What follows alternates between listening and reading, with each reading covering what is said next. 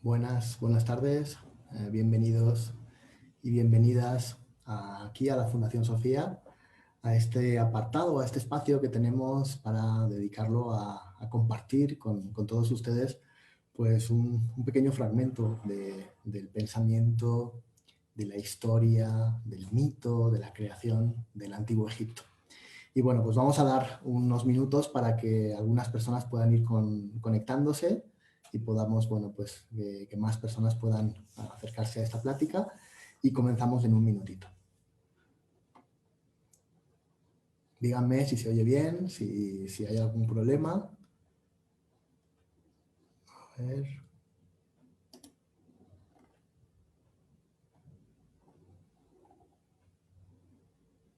Muy bien, bueno, veo que ya hay algún comentario. Hola Adriana, bienvenida.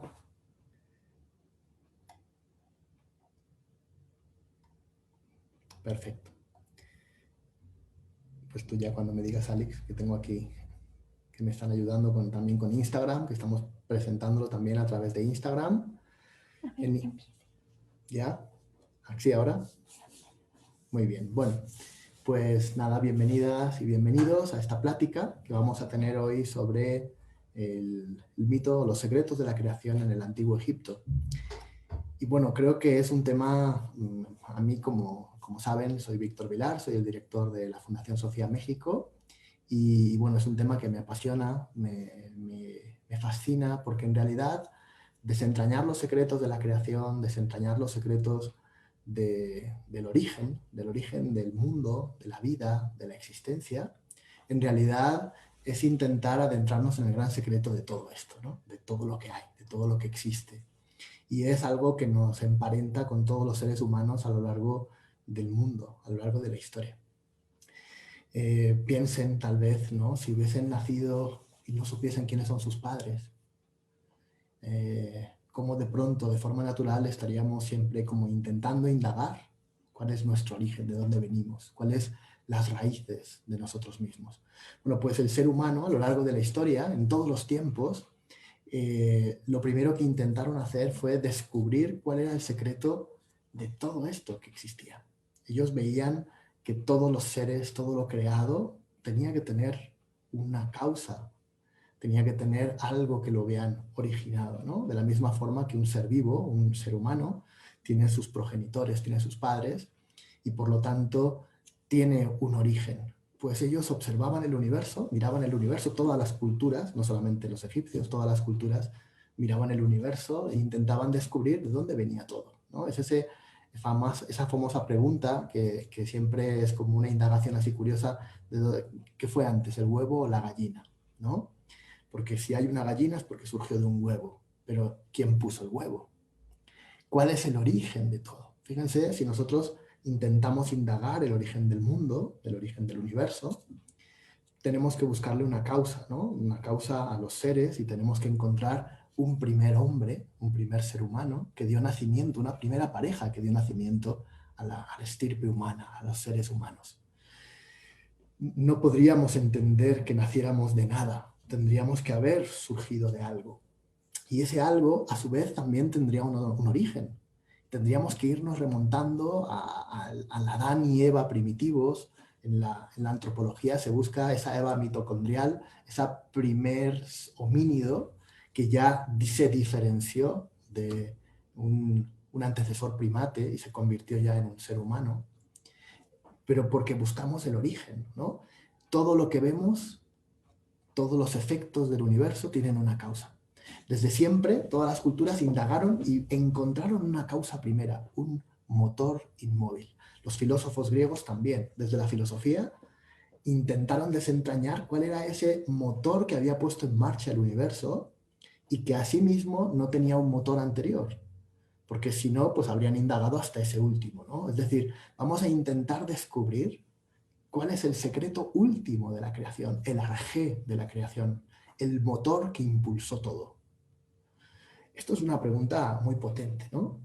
En la ciencia hoy en día hablamos y se habla de ese momento del Big Bang, de la gran explosión, de una explosión de la cual surgió todo. Surgió el espacio y el tiempo, surgió toda la materia.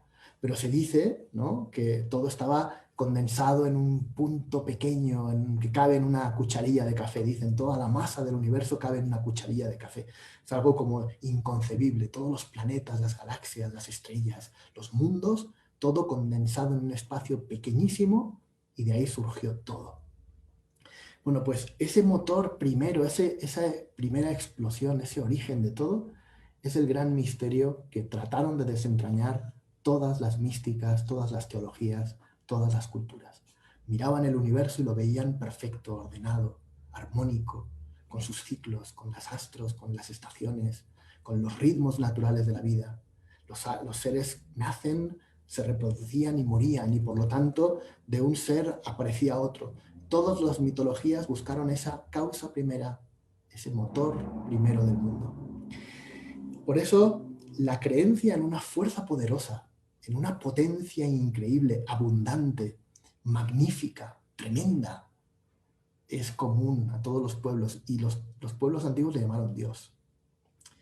A nosotros los modernos nos da un poco de miedo, como que es como un terreno que no sabemos si es sólido o no, pero los antiguos no tenían ningún tipo de pudor o de vergüenza a la hora de decir, bueno, pues si todo ha sido creado, todo hay algo que está aquí y que es magnífico, es espectacular, es tremendo, es impresionante, es potente, es vivo, posiblemente el que puso en marcha todo eso, la fuerza que puso en marcha todo eso, tuvo que ser por lo menos de la misma naturaleza que el mismo universo, o por lo menos más grande todavía, más potente, más poderoso.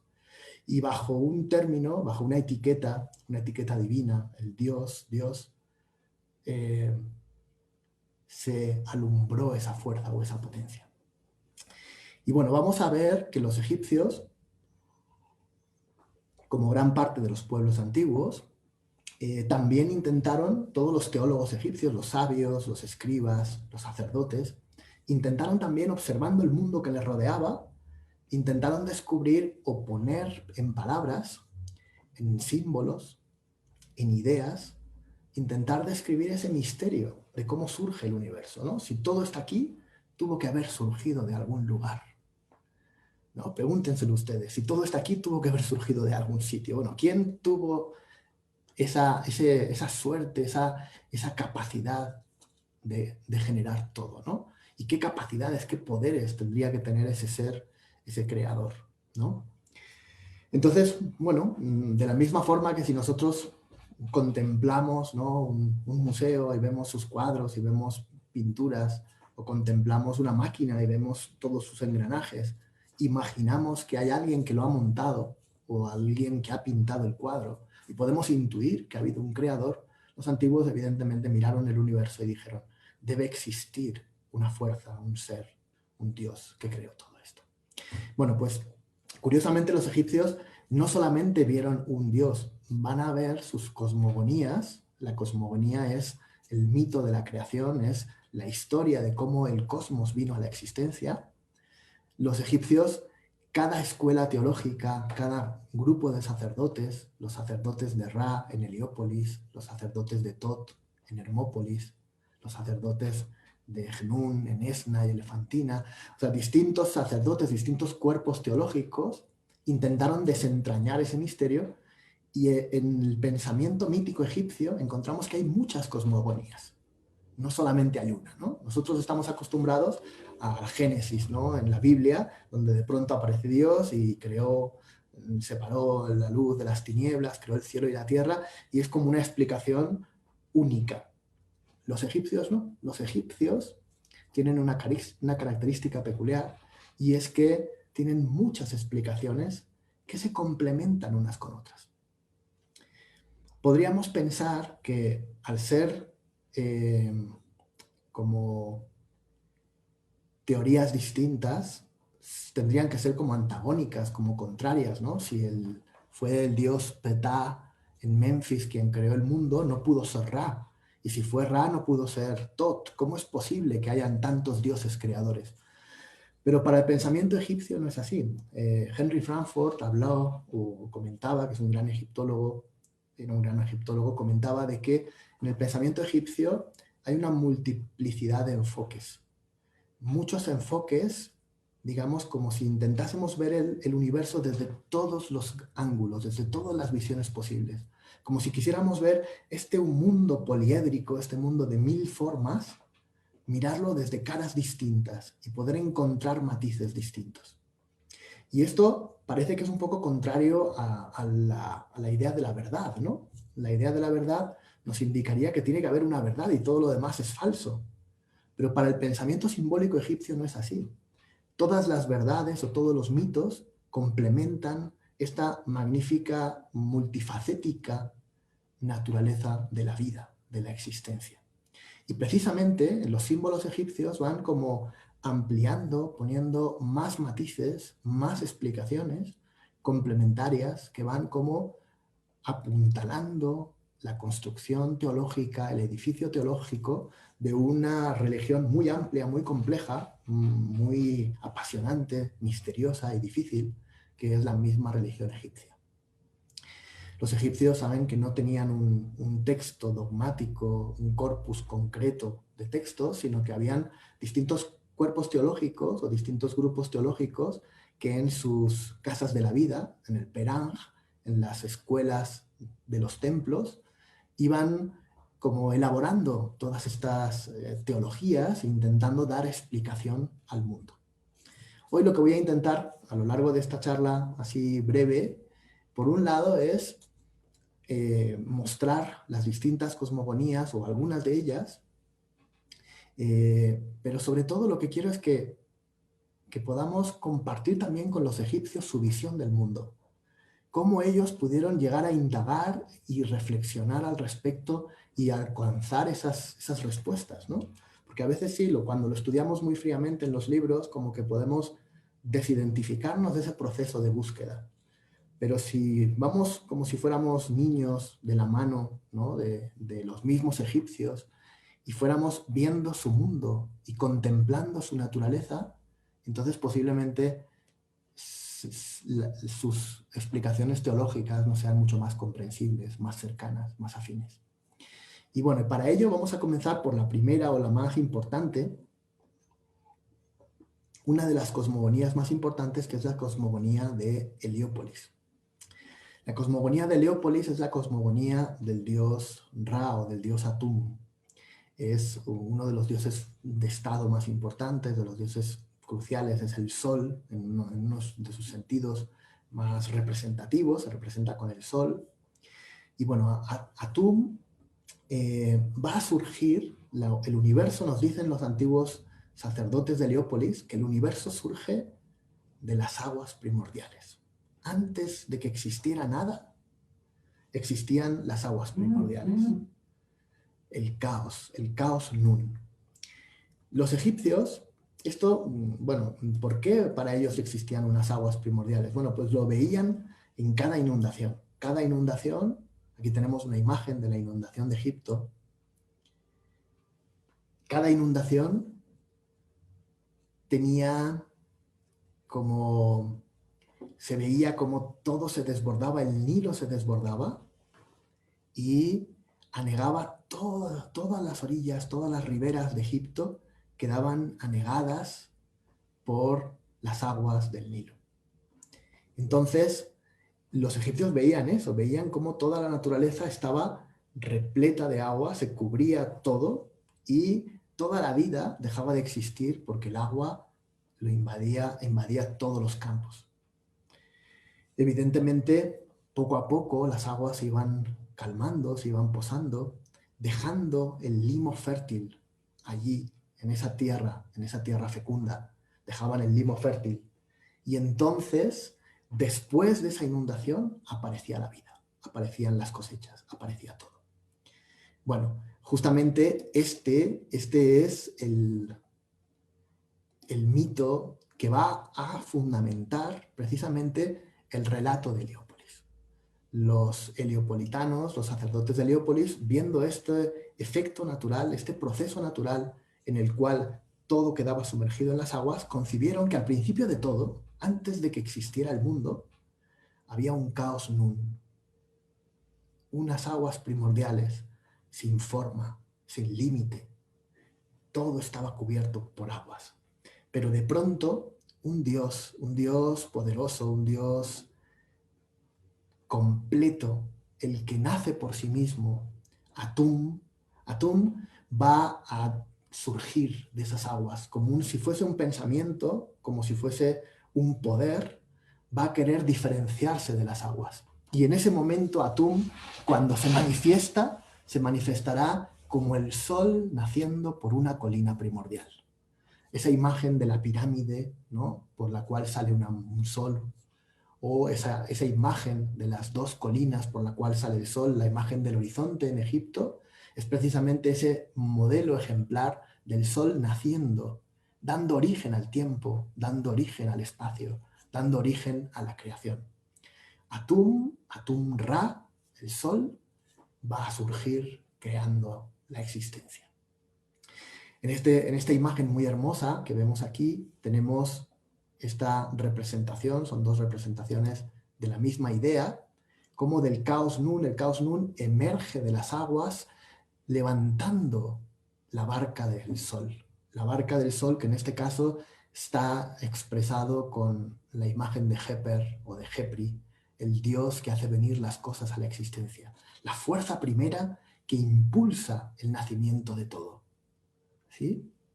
Aquí tenemos esta imagen bellísima donde está la creación surgiendo de las aguas. Las aguas están representadas en este caso por un señor que sale, solamente está cubierto hasta la mitad, porque la otra mitad está dentro de las aguas. Son las aguas de las cuales emerge la creación. Bueno, fíjense que aquí ya hablamos de eso. Un Dios que de lo inexistente viene a la existencia. De lo que no está a lo que está. Fíjense que esto es un concepto teológico muy difícil de llegar a asimilar, de comprender, ¿no? Si nosotros intentamos concebir cuál fue ese momento en el que no existía nada y de pronto existió el universo, la diferencia entre uno y otro, ese momento de inexistencia y el momento de existencia, fue un acto de poder, de magia, de exuberancia de poder, de fortaleza, de fuerza. Y por eso se representa con el sol, en este caso, con este dios Atum Ra, que es el dios que nace por sí mismo, que existe por sí mismo. También Atum significa el completo. Y tiene cierto sentido con esa idea de el primero y el completo, el último. El alfa y el omega del universo. Atum es el principio y el final de todo. Cuando Ra aparece, imagínense, si solamente existe él, no puede engendrar, no hay una dualidad hombre-mujer, masculino-femenino que pueda dar nacimiento a otro, ¿no? De forma natural, los egipcios también conciben que todos los seres nacen porque hay un padre y una madre, ¿no? Por lo tanto, vamos a ver que la dualidad es muy importante en el mundo egipcio, por eso muchos dioses tienen su pareja. Y en este caso, el dios que ha venido a la existencia no tiene pareja, está solo. ¿Cómo va a surgir algo de él? ¿Cómo va a dar nacimiento a la vida? Bueno, pues precisamente lo que hicieron los egipcios, los teólogos egipcios dijeron, bueno, pues Ra exhaló su aliento. Y así surgió Shu, el dios del viento, el dios del aire, el dios del espacio, el dios de la vida también. Fíjense que el aliento es lo que nos da vida, ¿no? Todos los seres que estamos vivos respiramos. Las plantas respiran, los animales respiramos, los seres humanos. Estamos unidos por el aliento. El aliento entra en nosotros y sale. Shu es la vida. Y por otro lado, fíjense que también tiene que surgir el universo de él, de Ra. ¿Qué más puede hacer el ser humano? Bueno, pues en este caso puede esputar, puede estornudar, es decir, la humedad, que en este caso es la diosa Tefnut. Tefnut y Shu, fíjense que son las onomatopeyas de precisamente el viento, el aliento, Shu, Shu y Tefnut. Es como si fuese un sonido, ¿no?, de un esputo. Entonces la saliva de Ra y el aliento de Ra dieron nacimiento precisamente a lo húmedo y a lo ventoso, al aire y a la humedad. Esto, bueno, es apasionante porque cuando uno luego estudia a los filósofos presocráticos, cuando intentaron comprender cuál era el origen de todo, también intentaron hallar ese arjé en algo natural, no en un dios, sino en alguna fuerza natural. Y precisamente es lo que nos narran los textos egipcios. Es un dios el que da el aliento y es un dios el que crea la humedad, pero en realidad son elementos sustanciales, son elementos físicos. Estamos hablando de la naturaleza. Los egipcios intentaron codificar también lo que veían de la naturaleza. Después, posteriormente, Ra da la creación a Nut y Geb. Nut es el cielo estrellado. Es esta diosa que tenemos aquí a continuación. Esta diosa que está arqueada con sus pies y sus manos tocando la tierra, y sobre su cuerpo ahí siempre se pintan estrellas. Es un cuerpo azul oscuro, su cuerpo está estrellado, porque es la bóveda celeste, el manto que nos cubre cada noche. Y Geb, por el contrario, es este señor que está aquí tumbado, este Dios que está tumbado, que se alarga para tocar el cielo y la tierra, para que el cielo y la tierra estén eternamente unidos, ¿no? Fíjense que en todas las cosmogonías precisamente nos hablan de eso, ¿no? Cómo los dioses crearon la luz y las tinieblas y la oscuridad, el cielo y la tierra, lo ventoso y lo húmedo.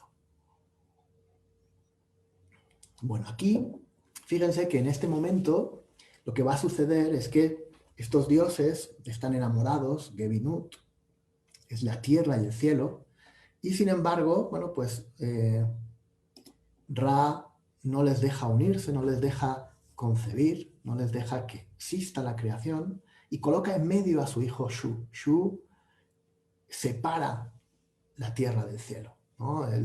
Esta imagen del Dios que está sosteniendo el cielo y que separa, ¿no? Separa los cuerpos de Geb y de Nut.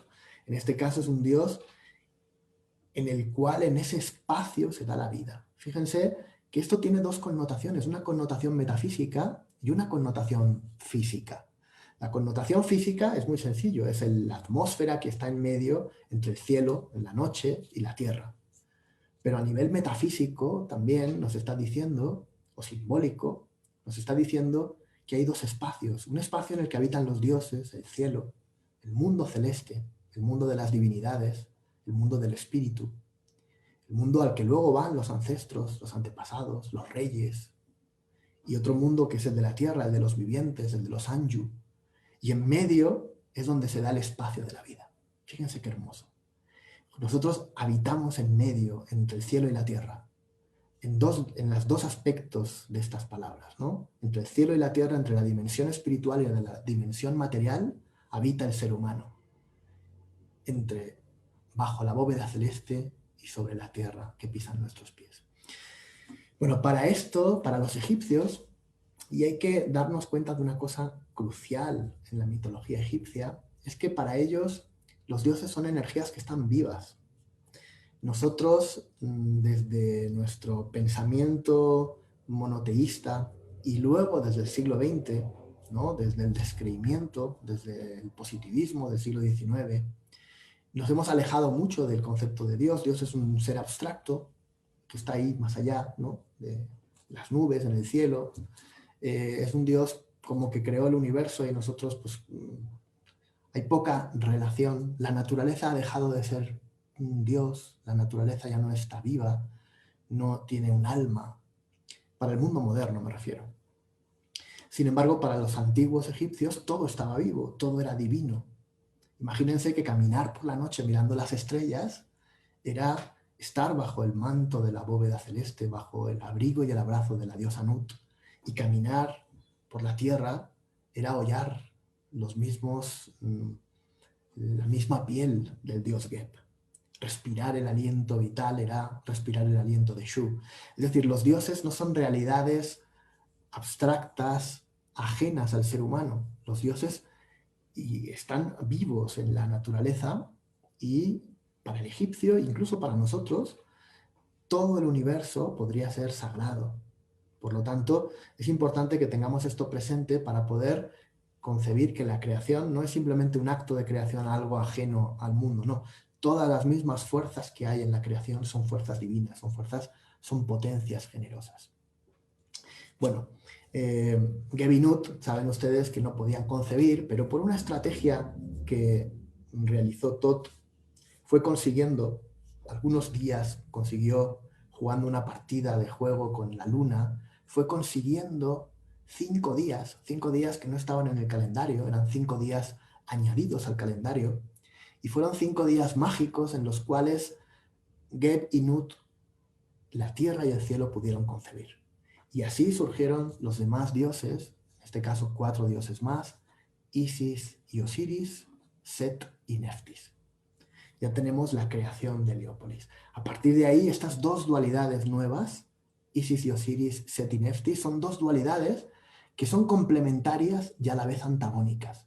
Fíjense que Osiris es complementario con Isis, Set con Neftis, pero a la vez Set es antagónico de Osiris.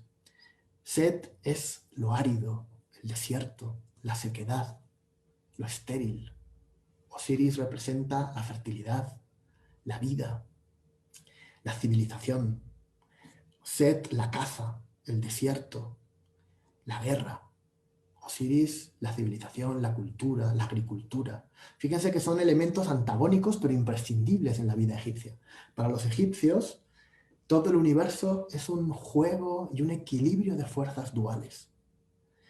No es una competición, no hay un dualismo de bueno y malo, donde una cosa se niega y la otra se busca, sino que es un equilibrio de fuerzas, de dualidades que siempre están en armonía.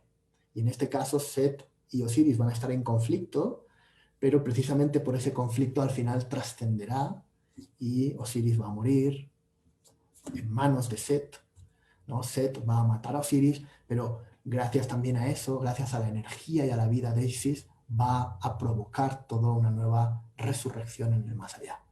Y la vida entonces continúa. Han nacido con estos juegos de dualidades, con estas dos parejas, hermanos y a la vez parejas, han nacido el juego de dualidades del mundo.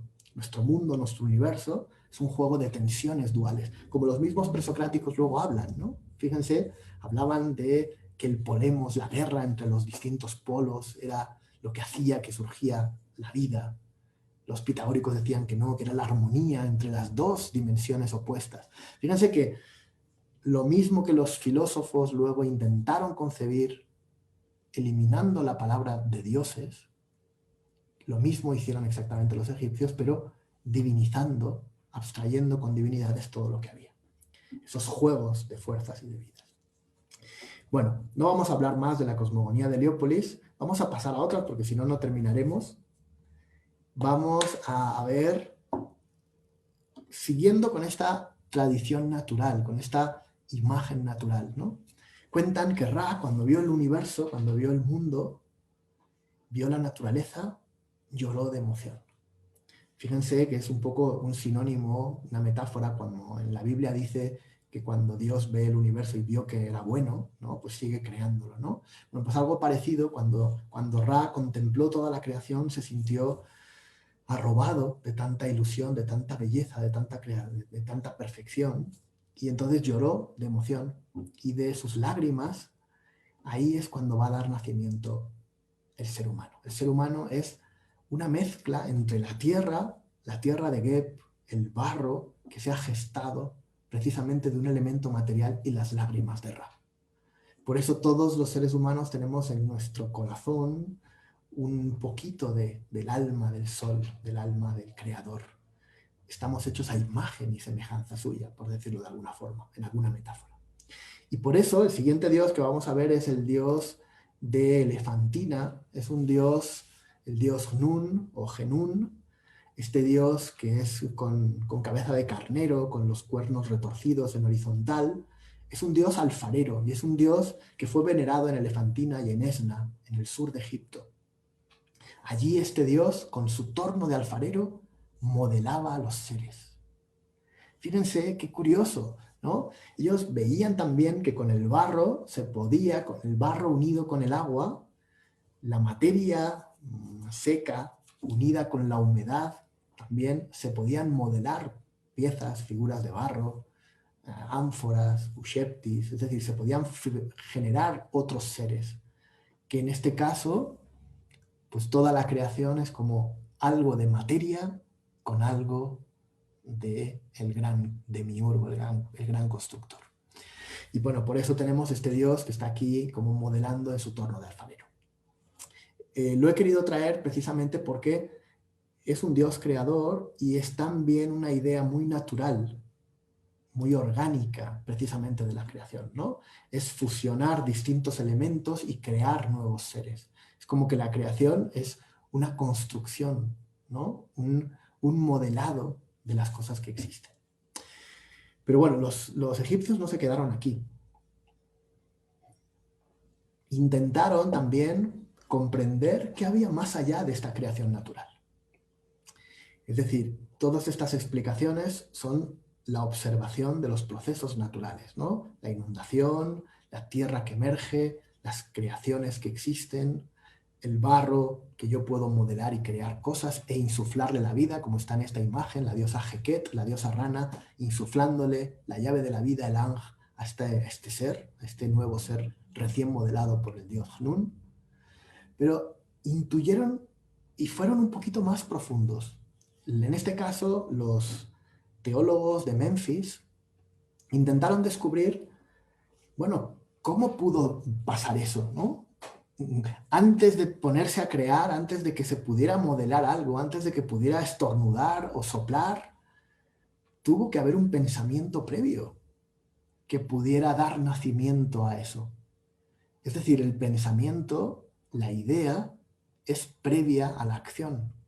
Y entonces los teólogos de Memphis dijeron, bueno, pues es que este es el dios Ptah. El dios Ptah, el patrón de Memphis, la capital de Egipto, la primera capital de Egipto, que tenía por patrón al dios Ptah. El dios Ptah crea el universo a través de su palabra. Él va a desear en su corazón la creación. Fíjense que para los egipcios el corazón es el lugar de las emociones, el lugar de los pensamientos, el lugar de las intenciones, la sede de la conciencia. Y desde su corazón va a querer crear el universo. Antes de que surja, quiere crearlo, quiere darle nacimiento. Y cuando surge en su corazón, después él pronuncia una palabra, un verbo, y el verbo en ese momento da nacimiento a la existencia, da nacimiento a todo. El verbo ya es una vibración, es un sonido, es algo, es una palabra que es una acción, es algo puesto en acción. De hecho, eso es un verbo, ¿no? Es la acción de algo.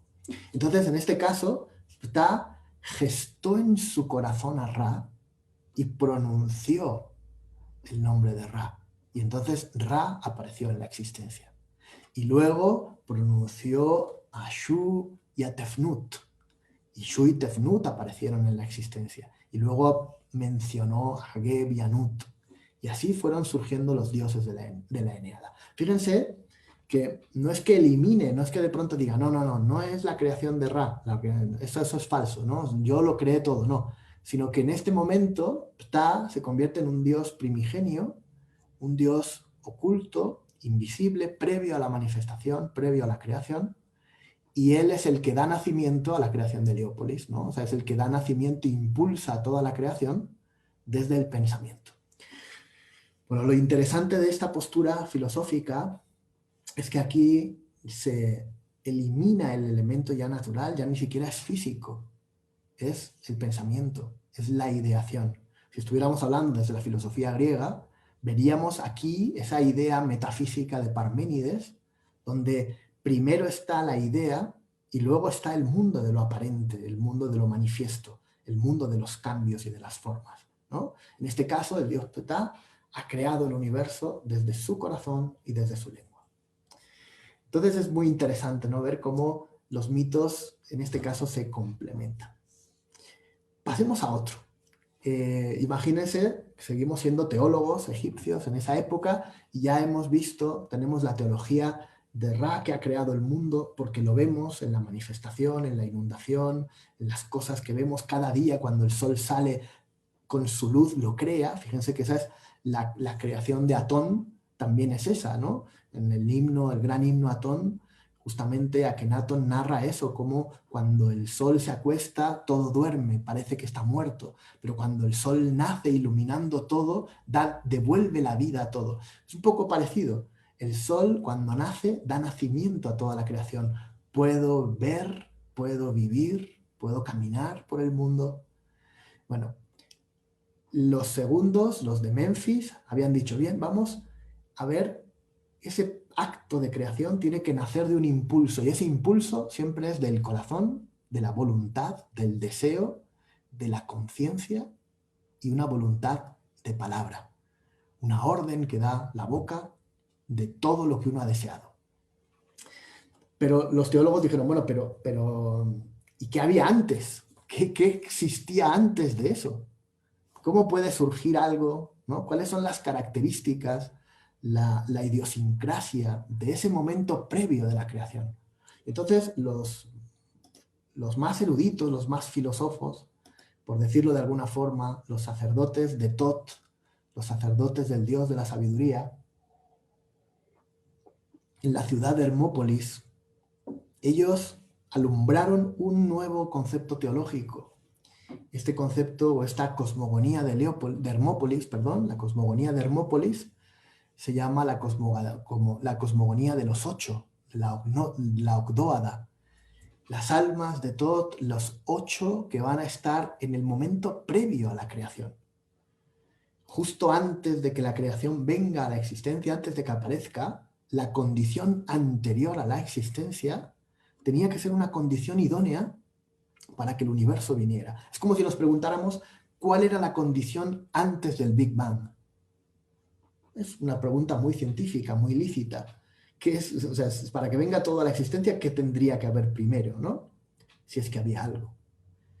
Los teólogos de Hermópolis dijeron, bueno, pues habían 8 dioses, 8 parejas de dioses, ¿no? Fíjense, esta idea de parejas es muy, muy natural, precisamente porque es como que necesitamos de dualidades para dar nacimiento a un tercero, ¿no? Necesitamos de unos padres para dar nacimiento a un ser. Bueno, pues digamos que hubo 8 fuerzas que estaban ahí como presionando para generar la gran explosión, por decirlo de alguna forma. Entonces, la primera pareja era Nun y Nahuet. Nun y Nahuet era el caos primordial, las aguas primordiales, ¿no? Ese espacio de potencia absoluta, de posibilidad. No existe nada todavía, pero no es un caos muerto. Es la potencia de que todo puede estar, la oportunidad, la posibilidad en grado máximo. Ese es el caos nun, ¿no? Todo es posible. No hay nada todavía, pero todo es posible. Es la potencia de la vida. Después tenía que estaba Hej y Jejet. Y Hej es el espacio infinito y el tiempo infinito, la eternidad. Antes de que venga el tiempo, antes de que estén las estaciones, los ciclos, el día y la noche, no había tiempo. Entonces era lo eterno. Tampoco había espacio, no había nada. Por lo tanto era infinito. Hej y Jejet. La siguiente pareja era Kuk y Kawet, que eran las tinieblas, la oscuridad. No puedo distinguir nada, no puedo ver nada, no puedo diferenciar nada. También es la idea de la indiferenciación. Todo estaba homogéneo, no había nada distinto. Y por último, era Amón y Amonet, lo oculto, lo misterioso, lo invisible. Fíjense qué curioso. Las aguas primordiales, la potencia absoluta, lo indeterminado, lo indiferenciado, el tiempo y el espacio eternos y lo invisible fue el espacio previo antes de que de pronto surgiera la primera colina primordial. Dicen que en ese momento esas fuerzas estaban ahí como en conflicto, estaban gestándose, esas ranas y serpientes, porque los dioses son ranas y las diosas serpientes, estaban ahí como ebullición, como en un caldo de cultivo fuerte, en un proceso, y de pronto ahí estalló, y en ese estallido surgió la colina primordial. En esa colina primordial es donde surgió el huevo cósmico, de donde surge toda la creación. ¿Y quién aparece en ese huevo cósmico? Ra, aparece Ra, un joven, un Ra niño, el sol que da nacimiento a todo. Ese huevo lo había colocado el ave Venu, el ave de la creación, el ave que es el símbolo también de Ra, el símbolo del sol. Y digamos que se complementaría con las otras teogonías. Fíjense que es una teogonía que nos habla del momento previo, original. Es apasionante esto, ¿no? O sea, el ir descubriendo unas y otras, cómo nos van complementándose. En las últimas épocas de Egipto aparecieron otros dioses también y otros teólogos, otros colegios sacerdotales que intentaron explicar la creación. Tenemos como un último referente, aquí tenemos a la diosa Neit. La diosa Neit, para poner una diosa también, una diosa creadora, cuentan que ella lanzó 7 flechas hacia los distintos lados del mundo y a la vez también pronunció los nombres de la creación y por lo tanto los nombres de los dioses vinieron a la existencia gracias al poder de la diosa Neit. Entonces tenemos, como les decía, distintas imágenes simbólicas que van como complementándose, anidándose unas con otras, ayudándose, y tal vez no nos desvelen un relato científicamente verdadero, pero sí un relato simbólicamente verdadero de la emergencia de todo lo que vemos a nuestro alrededor. Mircea Eliade, uno de los grandes antropólogos y especialistas de la fenomenología de la religión, del estudio de las religiones, decía que el mito de la creación es el mito fundamental de cada cosmogonía, de cada cosmovisión del mundo, porque nos permite entender de qué sustancia es la naturaleza. Y si yo soy naturaleza, los seres humanos somos naturaleza, los anju, los vivientes, habitamos un mundo y ese mundo es un mundo divino, un mundo forjado por fuerzas divinas, que está bendecido por el cielo, que caminamos por la tierra, respiramos su aliento, que más allá de lo que vimos existe un poder del pensamiento, de la creación, el poder de la palabra, y que también nosotros, como hijos de Ra, tenemos una lágrima, un poco de esencia del Padre de los dioses, al igual que en el mito, en el Génesis cristiano, en el Génesis, bueno, judío, cristiano y musulmán del Antiguo Testamento, que nos hablan de que estamos hechos a imagen y semejanza del Creador. Tenemos una parte de Ra en nosotros. Pues es muy hermoso ver cómo todos los mitos, todas las tradiciones nos hablan de una misma realidad. Nosotros estamos también co-creando nuestro mundo.